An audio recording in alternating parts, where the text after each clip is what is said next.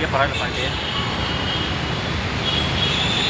ಆಗುತ್ತಿರುವ ಅನ್ಯಾಯಗಳ ಬಗ್ಗೆ ಚರ್ಚೆಗಳನ್ನು ಮಾಡೋದು ಮತ್ತು ಬೃಹತ್ ಸಮಾವೇಶವನ್ನು ಹಮ್ಮಿಕೊಂಡಿದ್ವಿ. ಈ ಒಂದು ಬೃಹತ್ ಸಮಾವೇಶನ ನಾವು ಹಮ್ಮಿಕೊಳ್ಬೇಕಾದ್ರೆ ನಮ್ಮ ಸಮುದಾಯದ ಮುಖಂಡರಾದಂಥ ಆಲ್ಕೋಡ್ ಹನುಮಂತಪ್ಪನವರು ಮತ್ತು ಸಿದ್ದರಾಜರವರು, ರಮೇಶ್ ಕುಮಾರ್ ಅವರು ಮತ್ತು ಮಾದಿಗ ಸಂಘಟನೆಗಳ ಒಕ್ಕೂಟದಿಂದ ಮತ್ತು ಪೌರ ಕಾರ್ಮಿಕರ ಸಂಘಟನೆಗಳ ಒಕ್ಕೂಟದಿಂದ ಈ ಒಂದು ಬೃಹತ್ ಸಮಾವೇಶವನ್ನು ಹಮ್ಮಿಕೊಂಡಿದ್ದೀವಿ. ಸುಮಾರು ಒಂದು ಕಾರ್ಯಕ್ರಮಕ್ಕೆ ಸರ್ಕಾರದಿಂದ ಅನುದಾನವನ್ನು ಬಿಡುಗಡೆ ಮಾಡಿದ್ದಾರೆ. ಸಿದ್ದರಾಮಯ್ಯನವರು ಮತ್ತು ನಮ್ಮ ಸಮಾಜ ಕಲ್ಯಾಣ ಸಚಿವರಾದಂಥ ಎಸ್ ಸಿ ಮಾದೇವಪ್ಪನವರು ಮತ್ತು ಎಚ್ ಆಂಜನೇಯನವರು ಮತ್ತು ಎಲ್ಲ ನಮ್ಮ ಸಮುದಾಯದ ಮುಖಂಡರುಗಳ ಸಮ್ಮುಖದಲ್ಲಿ ಒಳ್ಳೆಯ ಸಮಾವೇಶ ಆಗ್ತಿದೆ.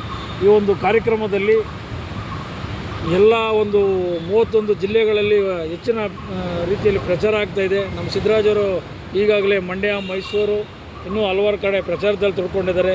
ನಿನ್ನೆ ನಾವು ಮತ್ತು ರಮೇಶ್ ಕುಮಾರ್ ಅವರು ಇನ್ನೂ ನಮ್ಮ ಬೆಂಗಳೂರು ನಗರ ಜಿಲ್ಲೆಯಾದಂಥ ಪೌರ ಕಾರ್ಮಿಕರಾದಂಥ ಹಲವು ಮುಖಂಡರುಗಳು ಬೆಂಗಳೂರು ನಗರದಾದ್ಯಂತ ಎಲ್ಲ ಕಡೆಯೂ ಪ್ರಚಾರಗಳನ್ನು ಮಾಡಿ ನಿನ್ನೆ ನಡೆದಂಥ ಒಳ ಮೀಸಲಾತಿ ಸರ್ವೆ ಸಮೀಕ್ಷೆ ಕಾರ್ಯಕ್ರಮದಲ್ಲಿ ಸಹ ಆಯುಕ್ತರ ಜೊತೆಯಲ್ಲಿ ಪಾಲ್ಗೊಂಡು ನಂತರ ನಾವು ಕೆ ಎಚ್ ಮನೆಯಪ್ಪನವರು ಮತ್ತು ಆರ್ ಬಿ ತಿಮ್ಮಪ್ಪರವರ ಜೊತೆಯಲ್ಲಿ ಗಾಂಧಿ ಭವನದಲ್ಲಿ ಸಹ ಸಮಾವೇಶದ ಬಗ್ಗೆ ಎಲ್ಲ ಪ್ರಚಾರಗಳನ್ನು ಮಾಡಿ ಎಲ್ಲ ಟಿ ವಿ ಮತ್ತು ಮಾಧ್ಯಮಗಳಲ್ಲಿ ವಿಚಾರವನ್ನು ಪ್ರಚಾರ ಮಾಡ್ತಾಯಿದ್ವಿ.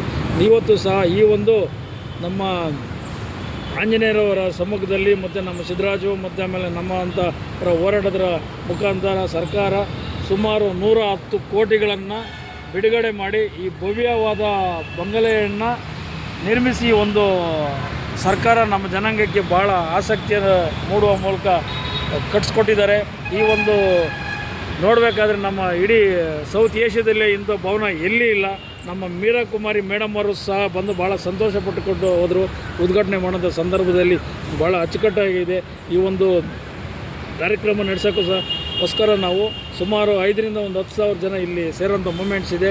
ಇನ್ನೂ ನಮ್ಮ ಕರ್ನಾಟಕ ರಾಜ್ಯದ 31 ಜಿಲ್ಲೆಗಳಲ್ಲಿ ಸುಮಾರು 15ರಿಂದ 20,000 ಜನ ಬರ್ತಾ ಇದ್ದಾರೆ. ಈ ಒಂದು ಕಾರ್ಯಕ್ರಮವನ್ನು ಭಾಳ ಯಶಸ್ವಿಯನ್ನು ಮಾಡಿ ಯಶಸ್ವಿಗೊಳಿಸಬೇಕು. ನಮ್ಮ